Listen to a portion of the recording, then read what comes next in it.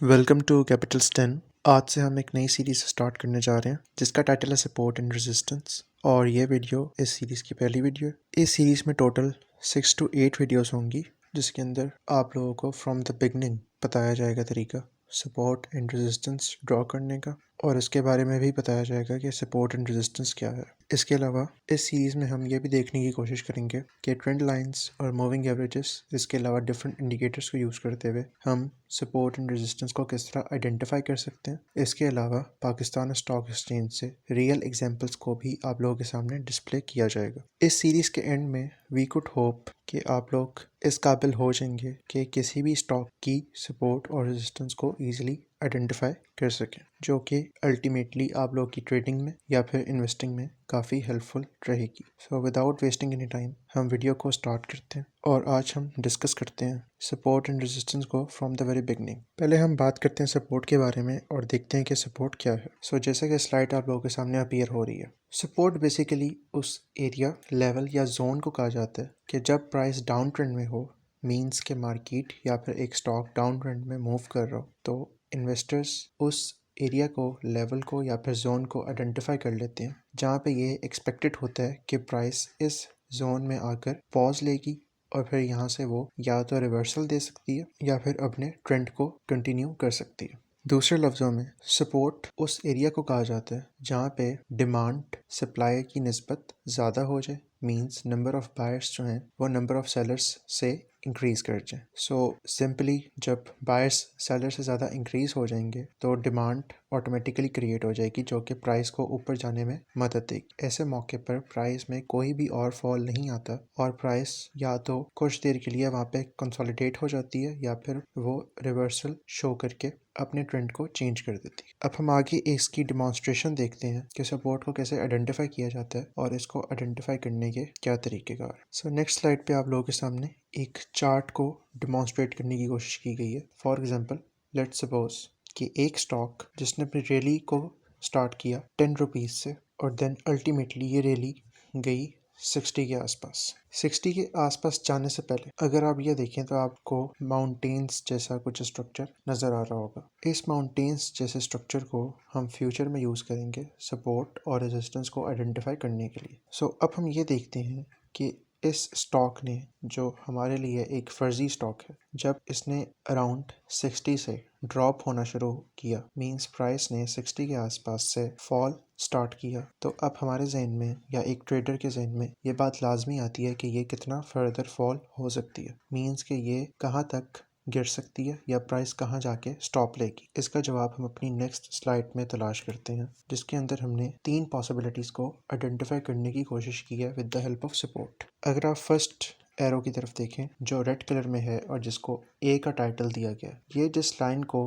Represent कर रहा है वो लाइन बनती है 30 से 40 के दरमियान। अब इस लाइन को ड्रॉ करने की वजह यह है कि जब प्राइस इस पीक पे पहुंची थी तो यहाँ पे सप्लाई थी, मींस यहाँ पे डिमांड कम हो चुकी थी और सप्लाई इंक्रीज हो चुकी थी, जिसकी वजह से प्राइस को अल्टीमेटली यहाँ पे रिजेक्शन फेस करनी पड़ी और यहाँ से प्राइस ने नीचे का सफर शुरू कर दिया, जो कि अल्टीमेटली स्टॉप होता है आपके सी लेवल। इसी तरह हमारे पास सेकेंड पॉसिबिलिटी है बी लाइन की, जो कि मिडल में रेड एरो से डिमॉन्स्ट्रेट की गई है, जो कि हमारी first peak means first mountain को रिप्रेजेंट करती है, क्योंकि for the very first time जब स्टॉक ने अपनी रैली को स्टार्ट किया था तो इसी पॉइंट से उसको रिजेक्शन फेस करनी पड़ी थी ड्यू टू एक्सेसिव सप्लाई। अब अगर हम देखें तीसरी सपोर्ट लेवल के बारे में, जिसको हमने सी से रिप्रेजेंट किया, तो यहाँ पे हमने दो ऑपोजिट पीक्स को इंसर्कल किया है ब्लू कलर से, जिसको आप लोग इजीली देख सकते हैं सी लाइन के पास। अगर हम पहली पीक से प्राइस की रिजेक्शन देखें तो उसने पहली बार सी लेवल से सपोर्ट ली और सी लेवल से सपोर्ट लेने के बाद उसने अपनी सेकंड रिजेक्शन ली ए लेवल से रेजिस्टेंस लेने के बाद उसने अगेन सपोर्ट ली सी लेवल से और देन उसने अपनी रैली को कंटिन्यू किया और अपनी प्रीवियस रेजिस्टेंस को भी ब्रेक किया। इसी तरह अब अगर हम देखें तो हमारे पास यहाँ पे 3 पॉसिबिलिटीज इस तरह से बनती हैं कि जहाँ जहाँ डिमांड और सप्लाई जोन्स हमने पहले आइडेंटिफाई किए थे, उन्हीं की बेसिस पे अब हम सपोर्ट एरियाज या सपोर्ट लेवल्स को ड्रॉ करेंगे, जो कि इस सिनेरियो में हमारे पास 3 सपोर्ट लेवल्स आए हैं। अब अगर हम बात करें कि सबसे स्ट्रॉन्ग सपोर्ट लेवल या सपोर्ट जोन कौन सा है जो कि प्राइस को ऊपर जाने में मदद दे सकता है, तो उसके लिए हमें यह देखना होगा कि किस लेवल से प्राइस ने अगेन एंड अगेन सपोर्ट लेने की कोशिश की है। अगर हम ए लेवल से देखें तो वहां से प्राइस रिजेक्ट हुई है। देन अगर हम बी लेवल से देखें तो वहां से भी प्राइस रिजेक्ट हुई है, क्योंकि ये डाटा तो हमारे सामने हिस्ट्री में चार्ट पे भी अपीयर हो जाएगा, इसलिए हम इसको इजीली देख सकते हैं और इसी की मदद से हम फ्यूचर को प्रेडिक्ट करने की कोशिश भी करते हैं। अब ए की पॉसिबिलिटी भी कम है और बी की पॉसिबिलिटी भी कम हो चुकी है। अगर हम सी को देखें तो यहाँ पे हमारे पास नंबर ऑफ रिवर्सल्स या नंबर ऑफ सपोर्ट्स काफ़ी ज़्यादा हैं ए और बी की निस्बत, क्योंकि यहाँ पे प्राइस ने 2 बार सपोर्ट ली है। इसलिए जिस लेवल पे भी प्राइस मैक्सिमम टाइम्स रेजिस्टेंस ले या सपोर्ट ले, उस एरिया या लेवल की इम्पोर्टेंस उतनी ही बढ़ जाती है और वहाँ पे रिवर्सल के चांसेस उतने ही ज़्यादा इंक्रीज हो जाते हैं। अगर हम इसको दूसरे लफ्ज़ों में मींस आसान ज़ुबान में समझाने की कोशिश करें तो वो इस तरह से है कि अगर हम ए लेवल को देखें तो ए लेवल ने प्राइस को मदद नहीं की कि वो ऊपर जाए, इनफैक्ट उसने इसको नीचे की तरफ धकेल दिया। इसी तरह अगर हम बी लेवल को देखें तो जब प्राइस बी लेवल के पास आई, जो कि ग्रीन कलर में आपको एक हॉरिजॉन्टल लाइन के तौर पे डिस्प्ले की गई है, तो ये भी प्राइस को मदद करने में नाकाम रही और इसने भी प्राइस को अल्टीमेटली नीचे की तरफ धकेल दिया। लेकिन अगर हम सी लेवल को देखें जो कि हमने ड्रॉ किया है, तो ये हमें ईजिली आइडेंटिफाई करके बता रहा है कि जब भी प्राइस सी लेवल के पास आई तो सी लेवल ने प्राइस की मदद की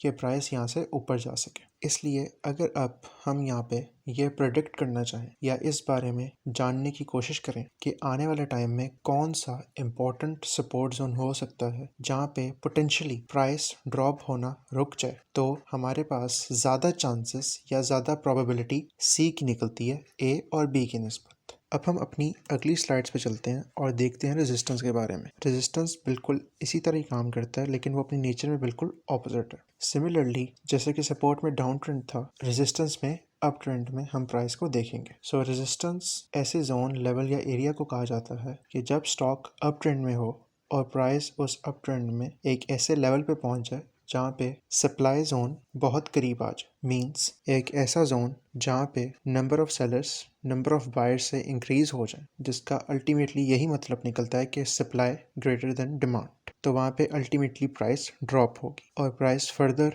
राइज नहीं कर सकेगी। इसकी भी अगर हम ग्राफ पे रिप्रेजेंटेशन देखें तो हम सपोज करते हैं कि एक स्टॉक जिसने अपना डाउन ट्रेंड स्टार्ट किया 70 से और अगेन वो रिजेक्शन और सपोर्ट लेता हुआ अल्टीमेटली आ गया 20 के लेवल के पास। अब जैसे ही वो 20 के लेवल से ऊपर जाने लगा है, मींस के अब उसने अप ट्रेंड अपना स्टार्ट कर दिया है, तो हमारे जहन में ये लाजमी सवाल आएगा कि ये कितना ऊपर जा सकता है। इसको देखने के लिए जिस तरह हमने सपोर्ट जोन ड्रॉ किए थे या फिर सपोर्ट लेवल्स ड्रॉ किए थे, हम इसी तरह रेजिस्टेंस लेवल्स भी ड्रॉ करेंगे प्रीवियस डाटा जो कि हमें चार्ट पे शो हो रहा होगा उसकी बेस पे। सिमिलरली यहाँ पे भी हमारे पास जो कि हमें चार्ट डाटा प्रोवाइड कर रहा है उसकी बेस पे हमने यहाँ पे लेवल्स ड्रॉ कर लिए। पहला हमारे पास ए लेवल है, सेकंड बी लेवल और तीसरा सी लेवल। अब अगर हम रेजिस्टेंस के मामले में देखते हैं तो ये हमें इजीली नज़र आ रहा है कि प्राइस जैसे ही पहले 50 के पास पहुंची तो 50 के लेवल से जो कि हमारा बी लेवल है उसने प्राइस को ऊपर की तरफ धकेल दिया और प्राइस पहुंच गई सी लेवल पे। अगेन सी लेवल से रिजेक्शन लेने के बाद प्राइस पहुंच गई ए लेवल के पास, जो कि अगेन 50 और 40 के बीच में लाई करता है। यहाँ से भी प्राइस फर्दर ड्रॉप नहीं हो सकी और एक अच्छी सपोर्ट की तरह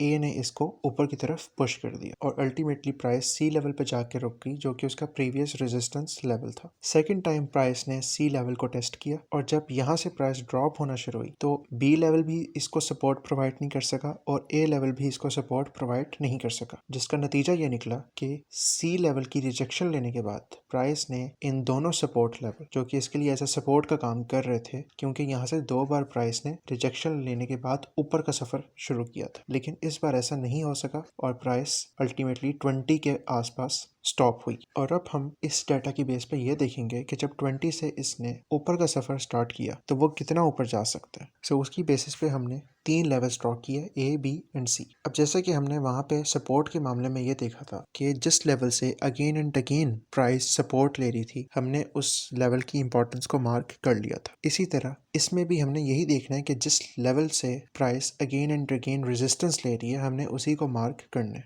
अगर हम यहाँ पे इसका बगौर जायजा लें तो हमारे पास ये क्लियरली शो हो रहा है कि पहली रेजिस्टेंस हमारे पास आती है ए के पास और सेकंड रेजिस्टेंस है हमारे पास बी के पास। लेकिन अगर हम ये जानने की कोशिश करें कि सबसे स्ट्रॉन्ग रेजिस्टेंस कौन सी है जिसको प्राइस ब्रेक नहीं कर सकती, तो वो है सी लेवल। और इसकी वजह ये है कि प्राइस यहाँ पे 2 बार आई और यहाँ पे इसको दोनों मरतबा रिजेक्शन का सामना हुआ। ए और बी इसकी निस्बत कमजोर या लेस स्ट्रॉन्ग इसलिए हैं क्योंकि सी से रिजेक्शन लेने के बाद प्राइस ने इन दोनों लेवल्स को ब्रेक कर दिया था। सो इस तरह किसी भी स्टॉक में हम सपोर्ट और रेजिस्टेंस को आइडेंटिफाई कर सकते हैं। अब हम इस मामले पे आते हैं कि सपोर्ट और रेजिस्टेंस इतने इंपॉर्टेंट क्यों हैं। सो इसके दो पहलू हैं, फर्स्ट टेक्निकली, सेकंड साइकोलॉजिकली। पहले हम टेक्निकली देखते हैं कि इसमें क्या इतना इंपॉर्टेंट है। First of all technical point of view से सपोर्ट और रेजिस्टेंस को यूज किया जाता है पोटेंशियल रिवर्सल्स फाइंड करने के लिए। फॉर एग्जांपल, जैसे कि हमने रेजिस्टेंस के मामले में देखा था कि प्राइस जब भी सी लेवल के पास पहुंचती थी तो वहां से रिजेक्शन लेती थी। सो एज अ ट्रेडर हमारे माइंड में जब अगली बार प्राइस सी के पास पहुंचेगी तो ये ख्याल लाजमी आएगा कि अगेन यहाँ से प्राइस रिजेक्शन लेगी। सो रिजेक्शन का मतलब वहाँ से प्राइस के ट्रेंड में रिवर्सल आएगा। रिवर्सल आएगा तो उसको देखते हुए हम अपनी ट्रेड को एग्जीक्यूट करेंगे। इसलिए टेक्निकल एनालिसिस में सपोर्ट और रेजिस्टेंस की सिग्निफिकेंस काफ़ी ज़्यादा है। इसी तरह ट्रेडर्स इन्हीं सपोर्ट और रेजिस्टेंस के लेवल्स को यूज़ करते हुए अपनी एंट्री और एग्जिट को प्लान करते हैं एक ट्रेड के अंदर। साइकोलॉजिकल पॉइंट ऑफ व्यू से देखें तो सपोर्ट और रेजिस्टेंस तब स्टैब्लिश होती हैं जब ट्रेडर्स की मेजॉरिटी का माइंडसेट एक दूसरे के साथ सिंक्रोनाइज हो जाए। इसका मतलब ये नहीं कि एक ही रूम में बैठ के ढेर सारे ट्रेडर्स या एक ही छत के नीचे ढेर सारे ट्रेडर्स एक ही तरह की सिंक्रोनाइज होकर ट्रेडिंग कर रहे हो। इनफैक्ट अगर आप चार्ट पे किसी भी स्टॉक पे एक रेजिस्टेंस या एक सपोर्ट के लेवल को आइडेंटिफाई कर रहे हैं डिपेंडिंग अपॉन कि कितनी बार उस लेवल से प्राइस ने रिजेक्शन ली है, चाहे वो अप ट्रेंड में है या डाउन ट्रेंड में। इसी तरह आपके तरह के भी ढेर सारे ट्रेडर्स उसी चीज़ को आइडेंटिफाई कर रहे होंगे। इसलिए जब भी प्राइस उस लेवल के पास पहुंचेगी, अगर हम एग्जांपल लें, फॉर एग्जांपल अगर तो प्राइस अपने अप ट्रेंड में है और वो किसी रेजिस्टेंस के पास पहुंच रही है और आपके जहन में ये चीज़ पहले से एस्टेब्लिश है कि ये अब तीसरी बार या चौथी बार या जितनी बार भी वो उस लेवल के पास पहुंच रही है और अगर तो वो लेवल काफ़ी स्ट्रॉन्ग है तो आप के जहन में इस चीज़ की प्रोबेबिलिटी काफ़ी हद तक बढ़ जाएगी कि यहाँ से प्राइस अपना ट्रेंड चेंज करेगी, मींस अप ट्रेंड से डाउन ट्रेंड की तरफ शिफ्ट हो जाएगी। अगर आपके माइंड में ये चीज़ है, इसी तरह आप जैसे सैकड़ों ट्रेडर्स जो कि ट्रेड करते हैं उनके माइंड में भी सेम चीज़ होगी। ऐसे मौके पे उस लेवल की वजह से मेजॉरिटी ऑफ ट्रेडर्स का जो माइंड सेट है वो एक दूसरे से सिंक्रोनाइज हो जाता है, जिसका एक्शन हमें प्राइस पे मिलता है जो कि चार्ट रिफ्लेक्ट कर रहा होता है। यही वजह है कि जब भी प्राइस किसी भी रेजिस्टेंस या सपोर्ट के पास पहुंचती है तो वो वैसा ही बिहेव करती है जैसा कि आप उसके बारे में प्रिडिक्ट करते हैं, क्योंकि मेजॉरिटी ऑफ ट्रेडर्स वही एक्शन लेते हैं जो कि उस एनालिसिस के नतीजे में निकलता है जो कि आप लोग सपोर्ट और रेजिस्टेंस को करते हुए देखते हैं। अब थोड़ा सा इसी से मिलता जुलता टॉपिक हम ये भी डिस्कस करते हैं कि वो कौन से मौके हैं कि जब रेजिस्टेंस सपोर्ट में चेंज हो जाती है और सपोर्ट रेजिस्टेंस में चेंज हो जाती है। सो पहले हम देखते हैं कि ऐसा टाइम जब रेजिस्टेंस जो है सपोर्ट में बदल जाती है। जैसा कि यहाँ पे लिखा भी हुआ है कि जब भी प्राइस अपनी प्रीवियस रेजिस्टेंस मींस के जहाँ से वो बार बार रिजेक्शन ले रही होती है, अगर तो वो उसको ब्रेक कर दे, इसका मतलब कि अब रिजेक्शन के बाद रेजिस्टेंस का वो लेवल अब उसके लिए एज अ सपोर्ट काम करेगा। इसलिए जैसा कि यहाँ पे सेकंड पॉइंट में लिखा भी है कि जब भी प्राइस नीचे गिरती है तो हम मार्क कर लेते हैं प्रीवियस रेजिस्टेंस को, मींस कि जब प्राइस ने अपनी प्रीवियस रेजिस्टेंस को ब्रेक किया, प्राइस ऊपर चली गई और अब प्राइस ऊपर जाने के बाद वहां से फॉल करना स्टार्ट कर दिया उसने, तो जो प्रीवियस रेजिस्टेंस जिसको हमने पहले से मार्क करके रखा था वो हमारे लिए रेजिस्टेंस काम नहीं करेगी, इनफैक्ट वो हमारे लिए एज अ सपोर्ट काम करेगी। तो सिमिलरली सेकंड पॉइंट में उसी चीज को यहाँ पे एक्सप्लेन करने की कोशिश की गई है कि अब वो प्रीवियस रेजिस्टेंस को हम डील करेंगे as a potential probable support. जैसे कि इसकी एग्जांपल आपको इसमें भी बताई गई है कि प्राइस ने जब ए और बी को ब्रेक कर दिया और ऊपर चली गई तो इसके पास अगली सपोर्ट जो कि सबसे करीब तरीन है वो सी नहीं है बल्कि ए है, क्योंकि यही लेवल पहले इसके लिए एज अ रेजिस्टेंस काम कर रहा था। लेकिन जैसे ही प्राइस ने इस ए लेवल की रेजिस्टेंस को ब्रेक किया तो रेजिस्टेंस का ए लेवल अब इसके लिए एज अ सपोर्ट काम करेगा, और अगर तो वो ए पे भी नहीं रुकती तो फिर उसके लिए नेक्स्ट सपोर्ट होगी बी लेवल, जिसको उसने इन प्रीवियस